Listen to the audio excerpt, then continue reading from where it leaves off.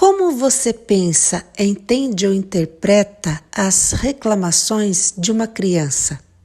E se for uma criança bem pequena, tiver por volta de 4, 5 ou 6 anos de idade, independente de reclamações verbais, começar a apresentar comportamentos muito estranhos que não fazem parte do seu modo de ser, e também começar a apresentar problemas de saúde, como náuseas, diarreia, irritabilidade, agressividade, alteração no apetite, como consequência de possíveis abusos ou violência que ela esteja atravessando na sua vida.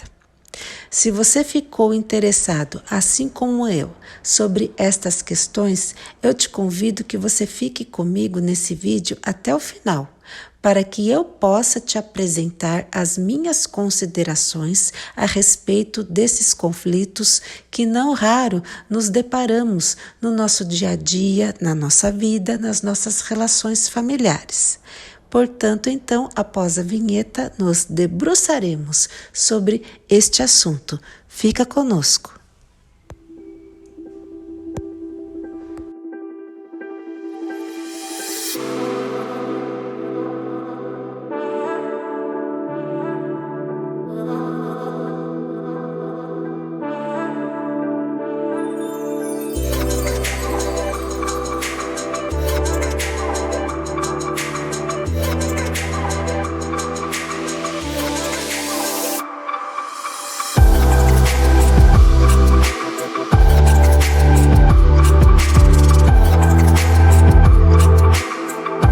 Pois bem, o motivo que me levou a falar sobre esse assunto foi também a morte do menininho Henry Borel, de apenas 4 anos de idade. Morte essa ocasionada pela violência intrafamiliar. Mas não só a morte desse menininho, pois infelizmente ele não é o primeiro e não vai ser a última criança a morrer como consequência da existência da violência intrafamiliar. Inclusive, o jornal Correio Brasiliense nos mostra que mais de 100 mil crianças e adolescentes morreram entre os anos de 2010 e 2020 em decorrência de agressões. Inclusive, entre as vítimas, segundo a fonte, 2.000 crianças tinham menos de 4 anos de idade, que é o caso desse menininho Henry, que morreu há pouco mais de um mês. E como eu estava dizendo, a violência intrafamiliar, a título de explicação para que possamos entender um pouquinho melhor, ela é um tipo de violência que ocorre dentro da família. A família, que deveria ser o lugar de amparo e proteção para seus membros, acaba se tornando um verdadeiro palco de agressões físicas, psicológicas, emocionais. E essa violência intrafamiliar é algo que realmente devemos encarar. A realidade é que, em decorrência da pandemia de Covid-19, a violência dentro da família aumentou de forma significativa, eu diria até em números alarmantes. Então, realmente é uma questão, é uma realidade que temos que encarar, que temos que ter consciência. Através das informações, através do conhecimento, inclusive, podemos ficar mais atentos, ficar mais realmente atentos com relação a esse tipo de violência. E compartilhando um pouquinho da minha experiência com o atendimento direto às vítimas de violência, o que eu gostaria de passar para todos vocês, pais, familiares responsáveis: nunca, jamais subestimem as reclamações de uma criança, até porque realidade e imaginação sempre serão perceptíveis aos nossos olhos. Uma criança provavelmente, na verdade, boa parte das crianças possuem dificuldades de falar, de verbalizar as queixas, as reclamações, as quais estão acontecendo na sua vida. Só que o que a boca não fala, o corpo diz, o corpo denuncia. Então, muitas vezes, se a criança não consegue se expressar de maneira verbal, o que pode estar acontecendo de muito ruim na sua vida, o corpo dela vai denunciar através de comportamentos atípicos, estranhos, comportamentos esses que não fazem parte do seu modo de ser no mundo. Por exemplo, vontade, desejo de ficar sozinha, vontade de querer passar a maior parte do tempo dormindo.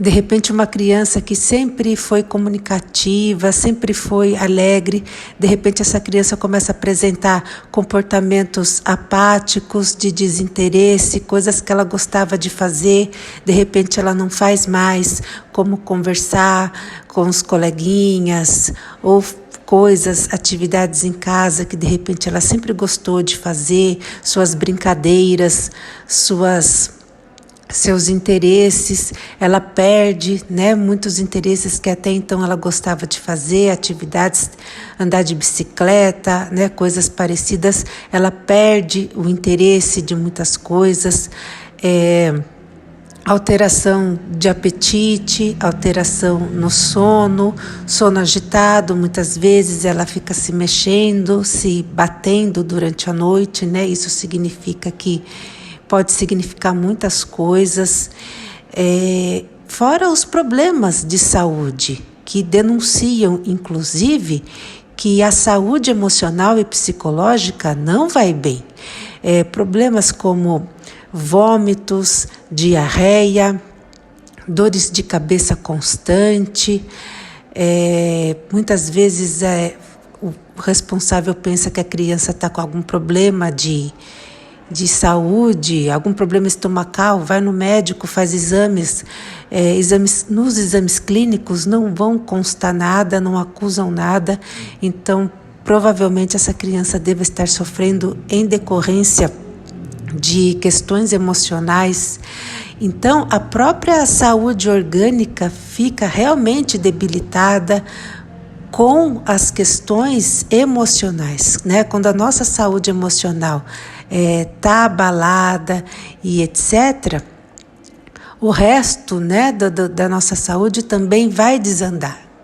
Porque o nosso corpo, ele é uma máquina, em perfeito funcionamento. Se der algum problema, se surgir algum problema em determinada área, as demais também irão ser prejudicadas.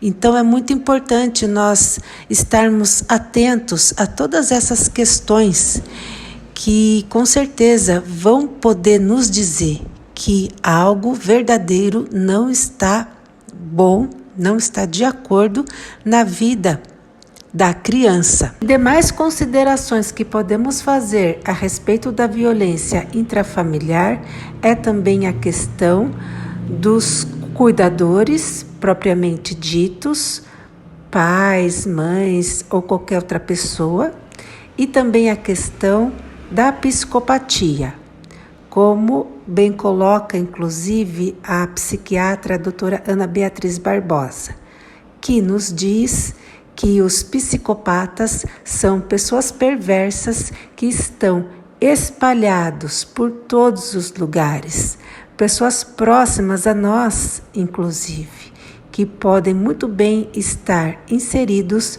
dentro do ambiente familiar.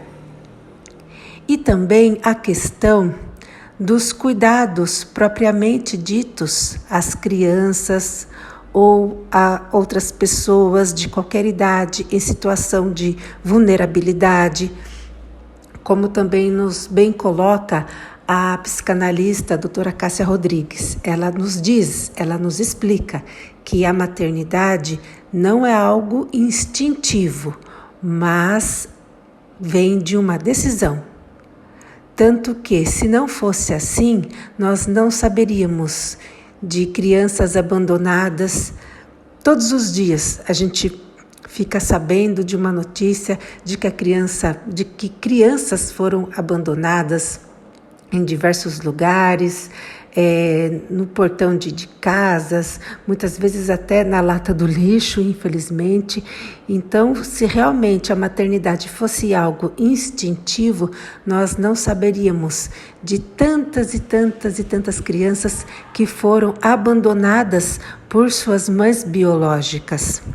Então, todas essas questões precisam ser consideradas para que verdadeiramente possamos entender a questão da violência dentro das famílias e também para que possamos verdadeiramente dar crédito às reclamações, não só das crianças, quando elas reclamam que algo não está bom na vida delas, né? A questão de que alguém está agredindo, a questão de que alguém fez determinada coisa.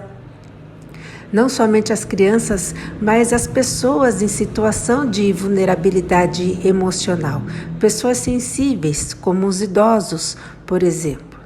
Então, fica para nós um alerta, uma mensagem de que devemos sempre prestar atenção e considerar nas reclamações, não só verbais, mas também nos sinais do corpo, porque, como bem foi dito, o que a boca do indivíduo não fala, o corpo vai denunciar de que coisas estranhas estão acontecendo na vida, correto?